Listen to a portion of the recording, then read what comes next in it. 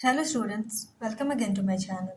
In this video, we're gonna discuss the question related to the topic when more than one partner become insolvent. So in this question, A, B, C and D ये चार partner हैं जो share करते हैं अपने profit and loss को किस ratio में 4:3:2:1 के रेशियो में। जब उनका फॉर्म डिसॉल्व हो रहा था तो बैलेंस शीट में उनके क्या क्या थे, तो लायबिलिटी साइड में कैपिटल ए का कितना था 30,000, बी का 20,000, सी का 3,000 था। क्रेडिटर्स उनके पास अवेलेबल थे कितने 10,000 के। एसेट साइड्स में गुडविल था वो 10,000 का था। फिक्स एसेट्स 40 के थे। करेंट एसेट्स यहाँ पे 12,000 का था और डीज कैपिटल अकाउंट यहाँ पे डी का क्या डेबिट बैलेंस दिया गया है कितने का 1,000 का। ये था टोटल उनका बैलेंस शीट का बैलेंस कितना 63,000 रुपीज। उसके बाद कहता है D has no separate assets and liabilities. D का कोई भी सेपरेट एसेट और लायबिलिटीज नहीं है। The partner decided to wind up the business, इसीलिए पार्टनर्स ने क्या किया होगा डिसाइड किया होगा बिजनेस को वाइंड अप करने के लिए। ये जो उनका फिक्स एसेट्स था कितने का 40,000 का, उसे कितने में बेचा गया 30,000 में बेचा गया। जो करेंट एसेट्स है उनके पास कितने के 12,000 के, उसको कितने में बेचा गया 10,000 में बेचा गया। द गुडविल इज वैल्यूलेस, जो गुडविल 10,000 का था वो क्या था वैल्यूलेस हो गया। तो रियलाइजेशन एक्सपेंस कितने का हुआ है 3,000 का। सी कैन कंट्रीब्यूट ओनली रस 500, सी ने कितना कंट्रीब्यूट किया सिर्फ 5,000 कंट्रीब्यूट कर पाया है। फ्रॉम इज सेपरेट रिसोर्सेज, जो भी उसका सेपरेट रिसोर्सेज होगा अवेलेबल उसे उसने कितना सिर्फ 500 रुपीज़ क्या किया पे किया। हमें प्रिपेयर करना है अकाउंट्स को किसके according Garner versus Murray rule case के according. Assuming that both C and D have become insolvent, इसमें जो कौन पार्टनर इंसॉल्वेंट हो रहा है सी एंड डी हैं वो क्या हो रहे हैं इंसॉल्वेंट हो रहे हैं। तो हमारे पास ए और बी ये दो पार्टनर है वो क्या है सॉल्वेंट पार्टनर है। तो इस क्वेश्चन को सॉल्व करने के लिए सबसे पहले हमें जब नेसेसरी अकाउंट्स प्रिपेयर करेंगे तो यहाँ पे क्या करना होगा, सबसे पहले हमें प्रिपेयर करना होगा रियलाइजेशन अकाउंट। तो सबसे पहले हम लोग रियलाइजेशन अकाउंट प्रिपेयर कर लेते हैं। तो रियलाइजेशन अकाउंट हम लोग यहाँ पे देखें तो सबसे पहले क्या होगा जो भी एसेट होंगे उसके बुक वैल्यू पे हम लोग यहाँ पे उसे क्या करेंगे पोस्ट करेंगे डेबिट साइड में। तो गुडविल थे 10,000 के, फिक्स एसेट थे 40,000 के, करेंट एसेट कितने का था 12,000 का था। अब क्या होगा जो क्रेडिटर होंगे उसे क्या करेंगे हम लोग पे ऑफ कर देंगे। तो टू कैश अकाउंट आ जाएगा क्या क्रेडिटर कितने के थे 10,000 के क्रेडिटर थे और एक्सपेंसेस कितने के थे 3,000 के थे। तो total 13,000 rupees to cash account चला जाएगा ये दोनों को पे करने के लिए। यहाँ क्रेडिट साइड में लिखा हुआ है बाय क्रेडिटर्स, तो जो लाइबिलिटीज होते हैं उसे भी बुक वैल्यू में हम लोग करते हैं क्या पोस्ट और फिर उसे पे ऑफ कर देते हैं कैश से। तो यही हमारा यहाँ पे हुआ बाय क्रेडिटर कितना क्रेडिट साइड में 10,000 उसे पे ऑफ किया गया है टू कैश अकाउंट से।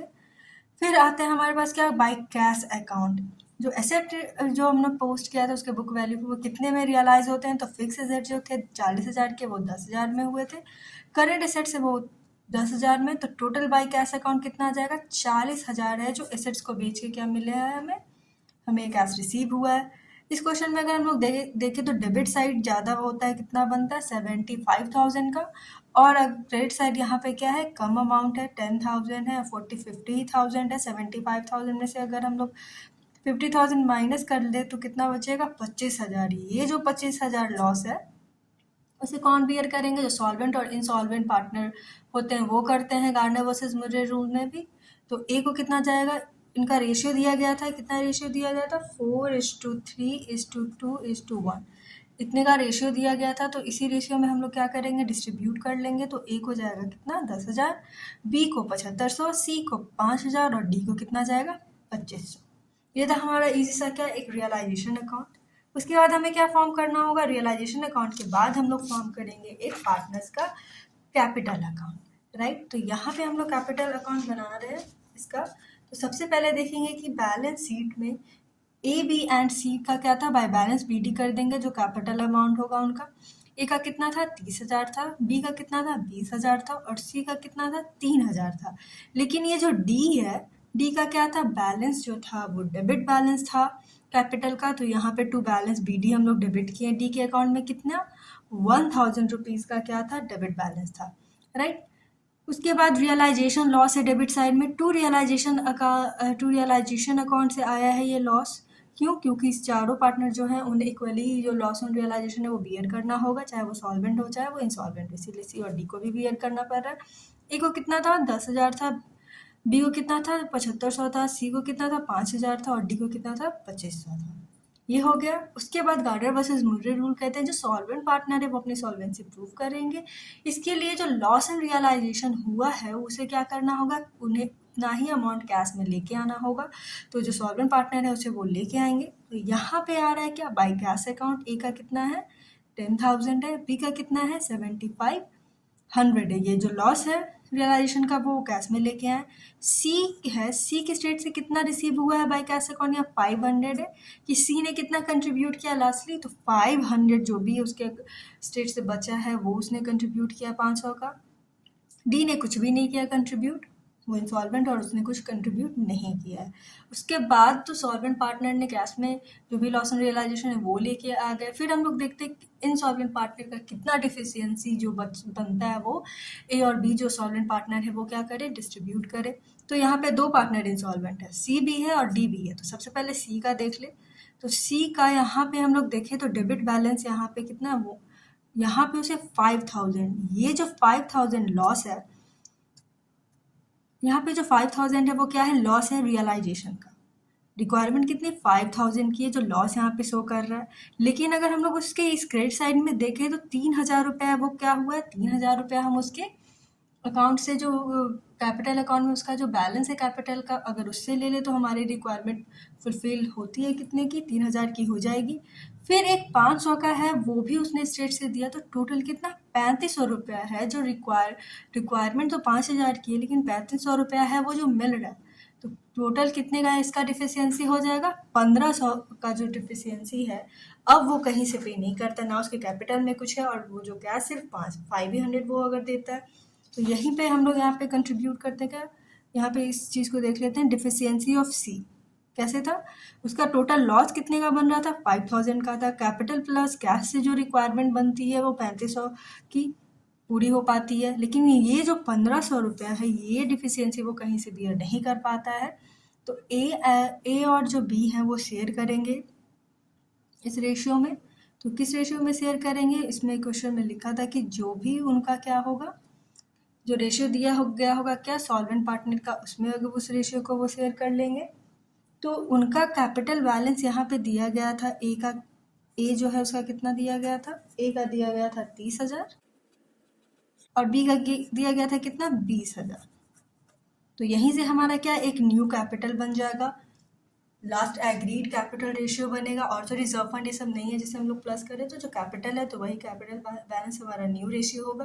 तो यहाँ पे 3:2 का रेशियो बनता है। यही 3:2 के रेशियो में ए और बी हैं वो क्या करेंगे, अपने सी के डिफिशियंसी को बियर कर लेंगे। तो 1500 है, 1500 है, तो 1500 इंटू 3/5, 900 क्या है वो ए शेयर करेगा, बी शेयर कितना करेगा 1500 इंटू 2/5, तो कितना आता है 600 रुपये। ये 600 है वो बी सी के डिफिशियंसी को बियर करने के लिए देगा। इसे हम लोग पोस्ट कर लेते हैं। तो क्रेडिट साइड में क्या जाएगा, पार्टनर्स के कैपिटल अकाउंट में, क्रेडिट साइड में आएगा बाय एज कैपिटल अकाउंट। सी का कितना होता है, सी के को कितना दिया है ए ने कितना दिया है सी को डिफिशियंसी को पेमेंट करने के लिए 900। और यहाँ पे है बाय बीज कैपिटल अकाउंट, बी ने कितना दिया है 600। ये जो 600 है उसने किसने, बी ने दिया है उसके डिफिशियंसी को मीट करने के लिए। इसी का हम लोग डेबिट साइड में अगर देख ले तो क्या बनेगा, टू सीज कैपिटल अकाउंट, सी को और पे करने के लिए ए को कितना अपने कैपिटल अकाउंट से पे करना पड़ेगा और 900 करना पड़ेगा, और बी को कितना करना पड़ेगा 600 भी करना पड़ेगा।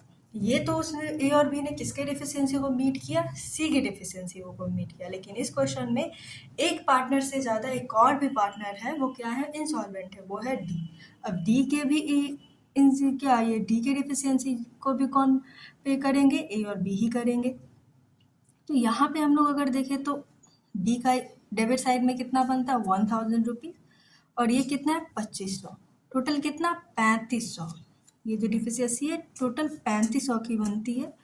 और क्रेडिट साइड में अगर देखें तो ना उसके कैपिटल से ना उसने कैसे कहीं से भी उसके पैसे हम लोग जो रिक्वायरमेंट है वो फुलफिल नहीं कर पाएगा, कुछ भी वो नहीं कंट्रीब्यूट कर पाएगा। तो ये जो 3500 का अमाउंट है, ये जो 3500 का अमाउंट बनता है, ये टोटल उसका डिफिशियंसी है जिसे किसे बियर करना पड़ेगा, जो सॉल्वेंट पार्टनर है ए और बी उन्हीं को करना पड़ेगा। किस रेशियो में?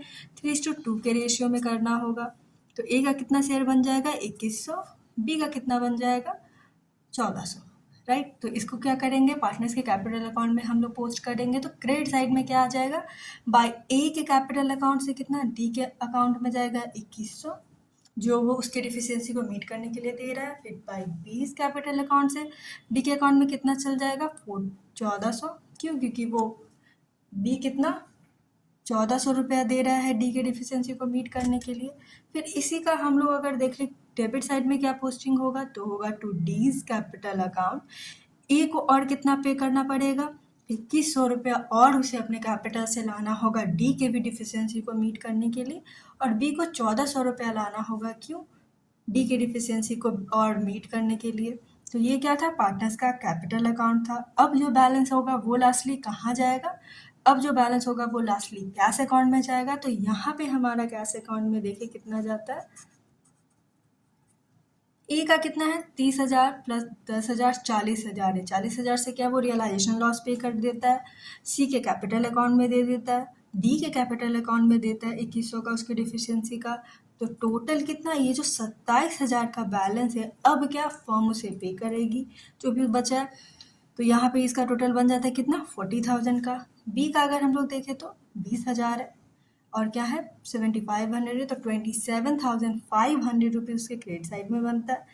उससे वो अपना 7,500 लॉस भी पे कर पाता है। सी को वो 600 दिया वो भी, एंड 1,400 दिया वो भी। तो अब जो अमाउंट बचता है कितना? 18,000 का। ये जो बैलेंस है वो क्या होगा?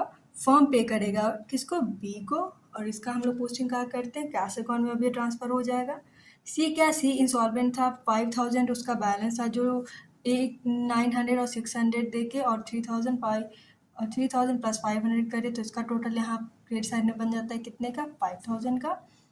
डी का कितना था? 3,500 था। 2100 प्लस 1,400 अगर दी किसने दिया? ए और बी ने दिया। इसका टोटल यहाँ पे कितना बन जाता है? 3,500। ये था हमारा सिंपल सा पार्टनर्स कैपिटल अकाउंट। यहाँ पे ऐसा कोई प्रॉब्लम नहीं है। अगर एक से ज़्यादा भी पार्टनर इंसॉल्वेंट है तो ए और बी जो सॉल्वेंट पार्टनर है वो बाकी जो भी पार्टनर इंसॉल्वेंट हुए उसके डेफिशिएंसी को मीट कर लेंगे।